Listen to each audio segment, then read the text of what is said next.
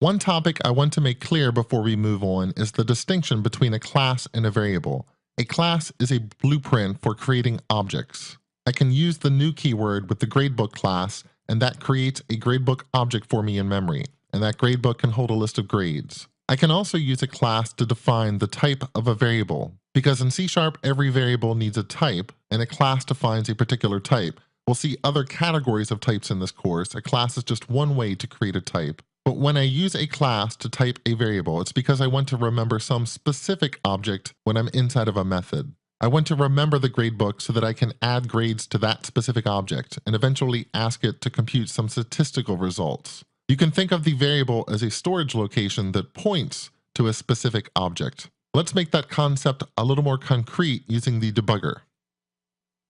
Inside the application, I've created a new gradebook, and I'm holding on to that book through a variable named book. But what would happen after I add these two grades to that gradebook if I reassign that variable and said book is now equal to new gradebook? And to make things interesting, let's add a grade to that gradebook, something different than we have, so just a 75. And now I'll press F10 to start the debugger. F10 will step through each line of code. I want to step until I get to the bottom of the program. And I want to investigate this book variable. Now the question is, does this book variable point to a grade book that holds two grades, the 91 and the 89.5, or does it hold one grade, the 75, or does it hold three grades? And the answer is, if I hover over book, I can see there's one grade inside. It is the 75. And that's because this line of code I added, book equals new grade book, that's creating a brand new instance of a grade book, a second instance. And this new gradebook will start with an empty list of grades until I add that first grade, the 75, and that is now the object that this book variable refers to throughout the rest of the method.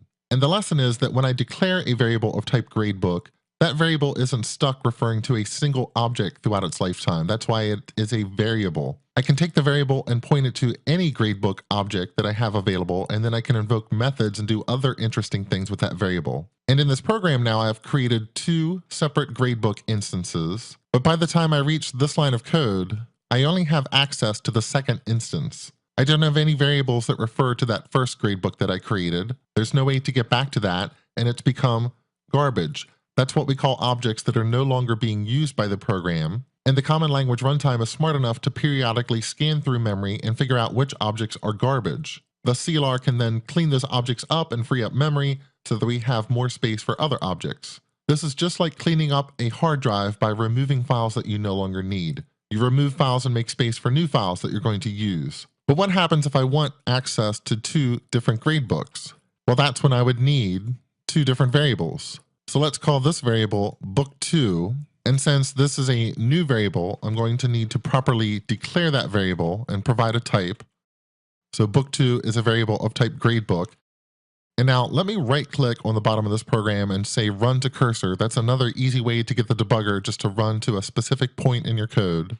And now I can investigate book2 and see that it has my one grade, the 75, but I still have access to the first grade book through the book variable, and that's still holding on to the two grades that I put inside of there. And now let's try one more experiment. Instead of saying book2 equals a new grade book, let's say book2 equals book. And the right question to ask would be to figure out if this is making a copy of the original grade book. In other words, will I now have two objects of type gradebook, one with two grades in it? And will book2, will that gradebook have three grades in it or one grade in it? I'll show you the answer in the next clip.